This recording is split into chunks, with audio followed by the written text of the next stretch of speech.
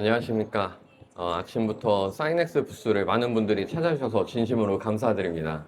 저는 사이넥스 임상비디팀 김동준이라고 하고요. 오늘 효율적인 의료기기 임상시험 일정 및 예산 수립 가이드라는 주제로 사이넥스 부스에서 첫 번째 강연을 맡게 되어 영광입니다. 잘 부탁드립니다. 오늘 하루 종일 사이넥스 부스에서는 여러 가지 주제로 강연이 쭉 준비되어 있으니까 많은 관심을 부탁드리고요. 일단 저는 의료기기 임상시험 일정 및 예산 수립 가이드라는 주제로 발표를 시작하도록 하겠습니다. 많은 의뢰사분들이 의료기기 임상시험을 이제 맞닥뜨리시게 되면 여러 가지 그 어려운 부분들이 많이 있으실 걸로 알고 있는데요. 의료기기를 개발하시면서 어려움을 겪으셨던 분들, 많은 어려움을 겪고 나서 그 이후에 마지막 단계로 저희 그 임상시험이라는 마지막 벽을 만나게 됩니다. 그때 이제 저희 컨설팅 업체들을 많이 찾고 계시고, 그때 이제 일정이나 예산 수립에 대한 부분을 많이 문의를 주시고 있으십니다. 그래서 총 얼마나 비용이 드느냐, 그리고 어느 정도의 기간이 드느냐를 가장 궁금해 하시는데요. 그때에 이제 궁금하신 사항들에 대한 그 가이드를 좀 준비를 해보았습니다. 오늘의 컨텐츠는 처음으로 의료기기 임상시험 프로세스에 대해서 좀 간단하게 설명을 드리고요. 이어서 타임라인의 구조와 병목 관리, 그리고 일정 지연이 됐을 때 어떤 나비 효과가 발생하는지, 이후에 예산 수립을 하실 때 어떤 비용들이 발생하는지, 그리고 그 이외에도 숨은 예산과 그 숨은 예산을 방어하기 위한 전략은 무엇인지, 그리고 통합 관리 및 제언, 그리고 Q&A 순서로 진행을 하도록 하겠습니다. 첫 번째로 의료기기 임상시험 프로세스에 대해서 간단하게 설명을 드리겠습니다. 의료기기 임상시험은 크게 총 이렇게 4가지의 단계로 쭉 수행이 되는데요. 처음에는 이제 임상시험에 대한 기획과 개발, 그리고 임상시험 계획서에 대한 개발 단계가 진행이 쭉 되겠고요. 이어서 규제기관의 승인, 그리고 IRB에 대한 승인이 이루어지게 되겠습니다. 그 다음에는 실질적인 환자 혹은 데이터를 수집하는 임상시험 수행기간이 진행이 되고요.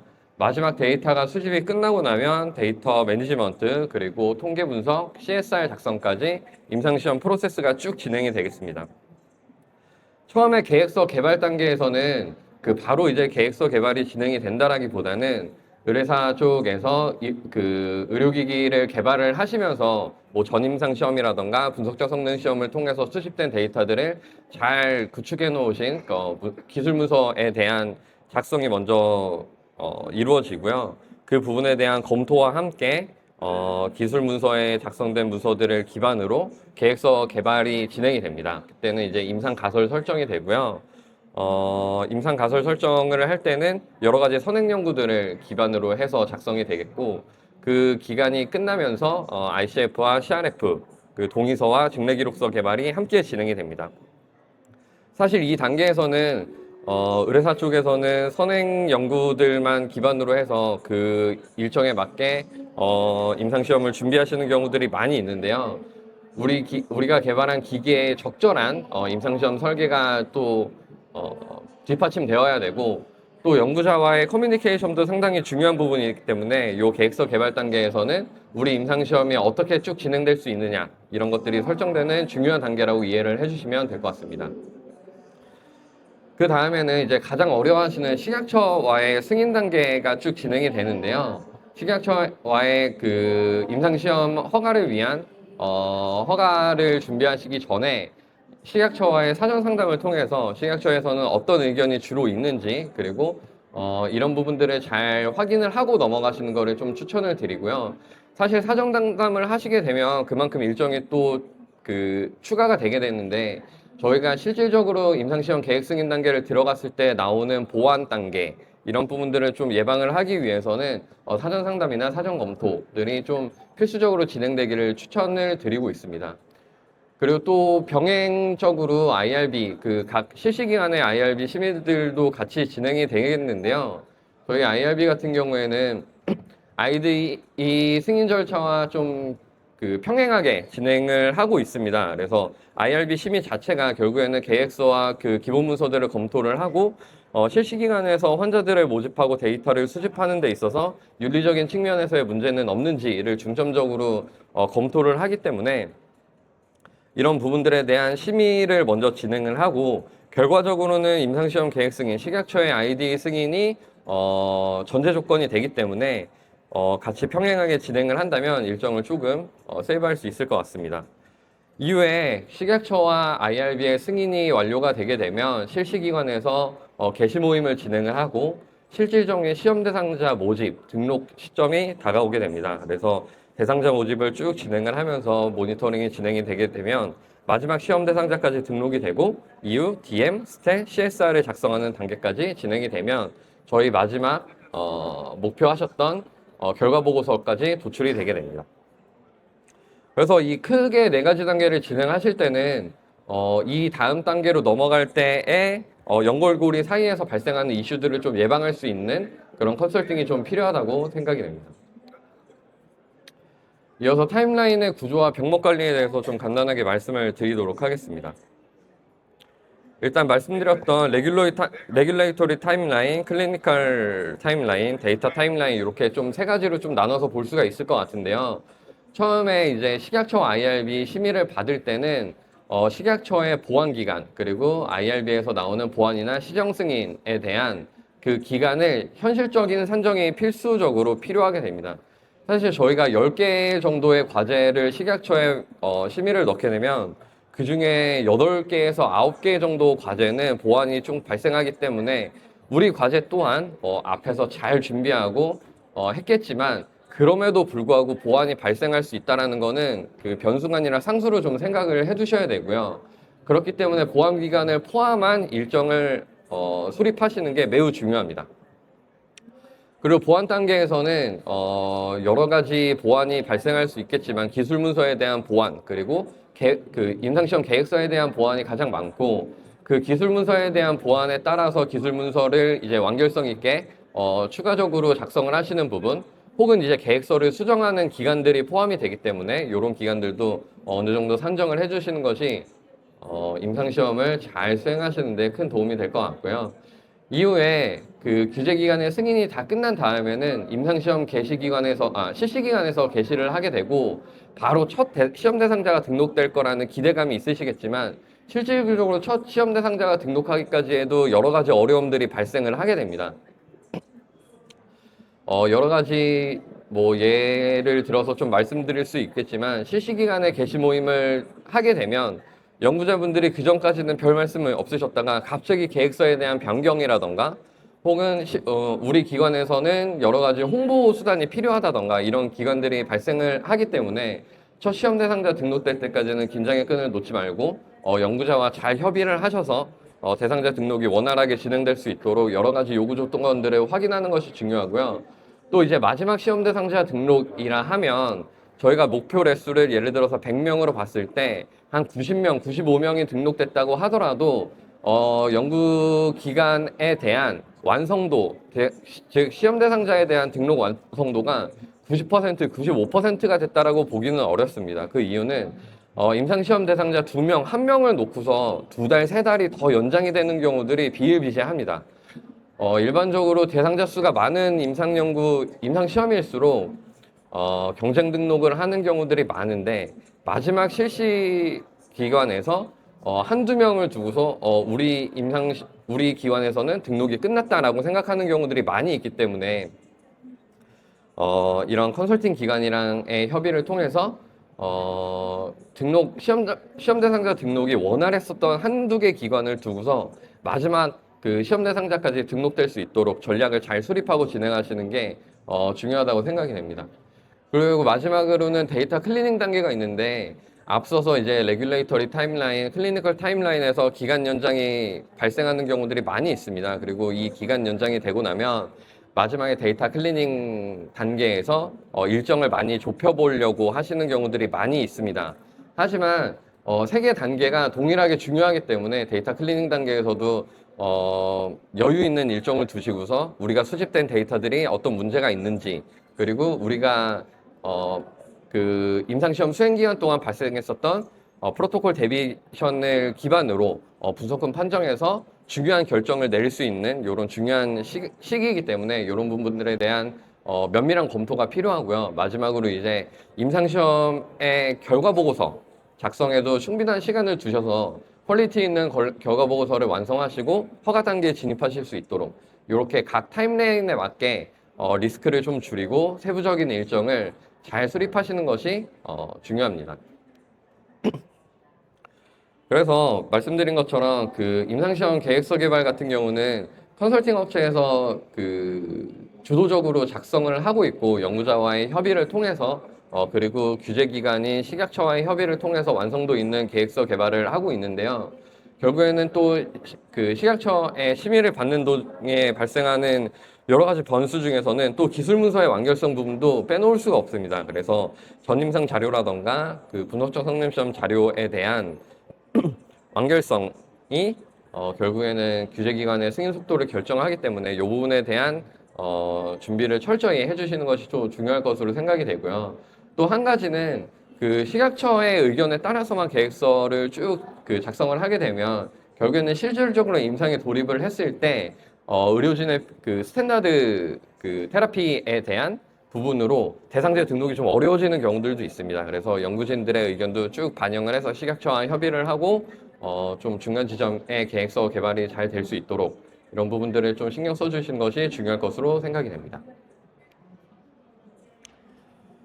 앞서 말씀드렸다시피 임상시험 일정 수립에서 여러 가지 변수들이 발생할 수 있는데 또 가장 큰 부분이 임상시험 대상자의 모집 단계에서 발생하는 변수들이 많이 있습니다. 그 계획서 개발 단계에서 좀 중요하게 선정제 기준들을 그 산정을 하게 되고요. 이 부분들에 대해서 식약처와의 협의를 통해서 식약처에서 우리가 이 임상시험 대상자들을 등록을 했을 때 허가를 해줄 수 있다라는 기준이 발생을 하게 되는데 실질적으로 그 선정제 기준 자체가 중요하다기보다는 그 연계된 연구자들이 이 선정제 기준에 맞는 대상자를 등록을 할 수 있는 연구기관인가를 선정하는 것이 매우 중요합니다. 그래서 연구자분들을 선정을 하실 때 사실 국내 이제 그 진료 환경이라던가 이런 것들을 봤을 때는 사실 여러 가지 이제 피저빌리티를 논의를 한다기보다는 유명한 교수님 이런 거에 연구 경험이 많은 교수님들을 선정을 하게 되는 경우들이 있고 연결된 교수님의 의견에 따라서 계획서의 방향성이 조금 바뀐다던가 이런 경우들이 많이 있는데요. 현실적으로 교수님께서 그 연구를 진행을 하시게 되면 아까 말씀드렸다시피 그 개시 단계에서 계획서에 대한 변경 요청을 하시는 경우들이 있고 혹은 선정제 기준에 맞는 대상자들은 많지 않아서 대상자 등록이 어려워지는 경우들이 많이 있습니다. 그래서 좀 어려우시겠지만 연구자를 선정하는 단계부터 선정제 기준을 기반으로 월별 현실적으로 등록 가능한 인원을 냉정하게 평가하는 것이 결국엔 성공적인 임상시험 일정을 수립하시는 데 큰 도움이 될 것 같습니다.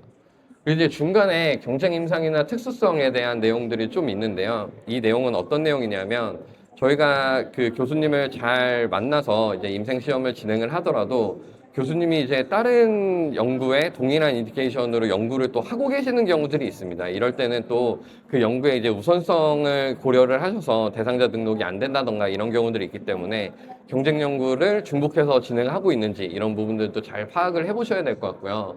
대상 질환의 특수성 파악이라는 부분이 있는데 이 부분은 제가 좀 예를 들어서 한번 말씀을 드리면 제가 이제 수행했었던 임상 중에서는 그 소아청소년을 대상으로 아토피 피부염에 대한 그 보습크림 임상을 한 적이 있었어요. 근데 그 소아 그 청소년들은 이제 임상 시험을 하려면 미성년자이기 때문에 부모에 대한 동의가 필수적으로 필요하고요. 그 보습크림 자체가 그 여름보다는 겨울에 사용을 하기 때문에 이 계절성과 그 시기를 잘 맞춰야 됩니다. 그래서 그 겨울방학을 딱 시점으로 해서 준비를 끝내고 IRB 심의를 겨울방학 들어가기 전에 심의를 딱 끝내고 겨울방학 동안에 빠르게 대상자 등록을 하고 연구를 종료시키는 게 핵심인데 여러 가지 결정 사항들이 늦어지게 되면 결국에는 이제 심의도 늦어지고 계획서 개발도 늦어지게 되면 요 시기를 놓치게 돼서 결국에는 1년을 또 기다리는 경우들이 또 발생을 하더라고요. 그래서 봄이 돼서 IRB 심의가 끝나고서 계획서 이제 임상시험이 진행이 되게 되면 대상자 등록도 할 수가 없고, 그리고 보습크림에 대한 니즈도 떨어지기 때문에 결국에는 겨울까지 기다려서 임상시험을 수행했었던 일이 있었습니다. 이럴 경우에는 결국에는 의뢰자 입장에서는 한 8개월에서 9개월간을 또 이제 대상자 등록을 위해서 기다려야 되기 때문에 그런 부분들이 이제 일정 수립에서 가장 큰 변수들이 작용하지 않았나라는 생각이 들어서 이런 부분들도 미리미리 고려를 하셔서 타임라인을 우리가 돌입하고자 하는 일정을 잡고 그거에 맞춰서 일정을 수립하시는 게 매우 중요하다고 생각이 됩니다. 그 주요 병목 기점 중에서도 또 그 의료기기가 정작 그 준비가 안 돼서 임상시험이 지연되는 경우들이 있습니다. 그래서 그 계획서나 그 식약처와의 허가 단계에서는 이런 부분들은 잘 준비가 된다라는 가정 하에 승인이 되는 거기 때문에 결국에는 기기를 해외에서 국내로 들여와서 임상시험을 한다라고 하면 수입 통관에 대한 부분들도 미리 그 병행적으로 준비를 해주셔야 되고요. 국내에 들어왔을 때 혹은 국내에서 이제 각 사이트로 의료기기를 넣으실 때 라벨링 그리고 규제 주권을 충족하기 위한 라벨링에 대한 부분들도 잘 체크를 미리 해주셔야 됩니다. 그리고 이제 그 원내에서 그 기기를 처방하기 위한 처방 코드도 또 미리 받아두셔야 되는데 그런 부분들도 연구자 선정이 끝나고 나면 미리미리 잘 준비가 돼서 게시가 되고 환자 등록이 빨리 될 수 있도록 미리 준비를 하는 것이 좋고요. 또 이제 각 연결고리에서의 핸드오버 이 부분들에 대해서도 지연이 발생하지 않도록 주의를 해야 됩니다. 사실 이제 아까 말씀드렸던 여러 가지 단계들이 있는데 그 단계들을 유기적으로 이제 넘어가는 부분들이 중요하다고 한번 말씀을 드렸잖아요. 근데 이제 전체적인 컨설팅 그리고 위탁 업무를 한 곳에서 수행하는 경우들은 이런 부분에 대한 유기적인 연결이 잘 되는 반면에 또 이제 여러 가지 업체들을 다 이제 그 조각조각 분산해서 진행하는 경우에는 이런 부분들에 대해서 생각보다 여러 가지 일정 지연이 발생하는 경우들이 있더라고요. 그래서 이런 부분들은 잘 체크를 해주셔야 될 것 같습니다. 그리고 일정이 지연됐을 때 나비 효과에 대해서 좀 말씀을 드리면 일단 그 임상시험이 진행하기 전에 IRB 승인이 끝나고 나면은 바로 게시를 하고 대상자 등록이 될 거라고 예상하시는 분들이 또 많은데 그 사이에는 또 그 실시기관과의 계약서를 검토하는 일정이 또 남아 있습니다. 그래서 그 IRB 심의가 진행이 되면서 계약서 검토를 쭉 받아서 간접비나 연구자와의 연구비가 잘 체결이 돼서 진행이 될 수 있도록 하는 것이 중요하고요. 또 이제 법무검토 그 타임라인이 또 있습니다. 그래서 이 계약서가 체결이 되면 계약서 같은 경우는 바로 서명하기가 어렵고 실시기관에서도 검토가 필요하고 또 의뢰사 쪽에서도 큰 비용이 지출이 되기 때문에 내부 프로세스에 따라서 계약서 검토하는 절차들이 또 필요할 텐데 이런 부분들에 대해서도 내부적으로 프로세스를 미리 체크하셔서 일정이 지연되지 않도록 잘 준비하는 것이 중요하다고 볼 수 있겠습니다. 그래서 임상시험 같은 경우는 이렇게 병행적으로 진행이 된다기보다는 한 단계가 끝나면 다음 단계로 넘어가고 또 이 단계가 끝나면 다음 단계로 넘어가고 이런 상황들이 많이 있는데 그 앞 단계에서의 일정 지연이 발생하면 나비 효과로 해서 마지막에 결과 보고서가 나오는 일정까지 쭉 지연이 되는 경우들이 많습니다. 그래서 중간중간에 제가 말씀드렸던 일정 지연이 생길 수 있는 여러 가지 변수들을 미리 체크를 하셔서 우리가 목표하고 있는 허가 진입에 대한 일정에 차질이 없도록 앞단에서부터 리스크를 최소화하고 예상을 하고 준비를 하는 것이 좀 중요하다고 생각이 되고요. 임상시험 자체는 그 단기적으로 끝나는 프로젝트가 아니라 장기로 끌고 가는 거고 이제 여러 가지 협업 팀과 부서들이 유기적으로 그 업무를 진행하기 때문에 이런 부분들에 대해서 일정 지연이 발생하지 않도록 중간중간에 잘 체크하는 것이 결과적으로는 비즈니스의 성패와 직결되는 치명적인 결과를 얻을 수 있다고 생각이 됩니다. 그래서 결국에는 예산 수립을 또 중요하게 보셔야 되는데 이 예산은 어떻게 구성이 되느냐를 먼저 말씀을 드리면 임상시험에 이제 진입을 하실 때 가장 먼저 이제 컨설팅 업체 그리고 위탁 수행 업체 저희 CRO를 찾게 되고요. CRO에 문의를 하셔서 임상시험 비용은 얼마인지를 체크하시는 경우가 있습니다. 이런 경우에 저희 쪽으로 해서 이 안내받는 비용은 사실상의 임상시험 전체 비용의 3분의 1 정도라고 예상을 하시면 되겠습니다. 그래서 스탁 기관에서 안내하는 비용은 저희가 임상시험 계획서를 개발하고 식약처와의 허가를 통해서 임상시험을 수행하고 모니터링을 하고 데이터 매니지먼트를 하고 결과 보고서를 작성하는 비용, 전체적인 비용이라고 이해를 하실 수도 있을 것 같은데, 이 이외에도 의뢰사에서 따로 발생하시는 비용은 기기를 해외에서 가져오시게 된다면은 그 통관 비용, 그리고 이제 기기 배송 비용 등이 또 발생할 수가 있고요. 시약처의 심의비, 그리고 그 실시기간 IRB의 심의비가 또 발생을 하게 됩니다. 그리고 임상시험 그 대상자에 대한 책임보험, 보험 비용이 발생하게 되고요. 여기에는 또 나와 있지 않지만 혈액 분석이나 PK 분석을 하게 된다면은 분석 비용들이 또 추가적으로 발생할 수 있기 때문에 의뢰사에서 직접적으로 발생하는 비용은 또 어떤 게 있는지를 미리 체크를 해 두셔야 되고, 또 한 가지는 실시기간에서 발생하는 연구비가 또 있습니다. 그래서 연구진에 대한 인건비, 그리고 이제 검사비, 실시기간 검사비가 발생을 하고, 시험 대상자가 연구기관을 방문을 해서 검사가 진행되는 경우에는 임상시험 대상자에 대한 교통비, 사례비들이 발생을 하고, 또 이 모든 비용을 통틀어서 병원에서 간접비를 또 떼가거든요. 그래서 이런 비용들을 잘 체크를 해두셔야 예산을 수립하시는 데 도움이 될 것이라고 생각이 됩니다. 그래서 임상시험 비용을 분배를 하실 때는 이 세 가지 요소들을 잘 이해를 하시고 어디에서 얼마큼의 비용이 나가는지를 미리 체크를 하셔서 전체적인 임상시험 비용을 잡는데 참고를 해주시면 좋을 것 같고요.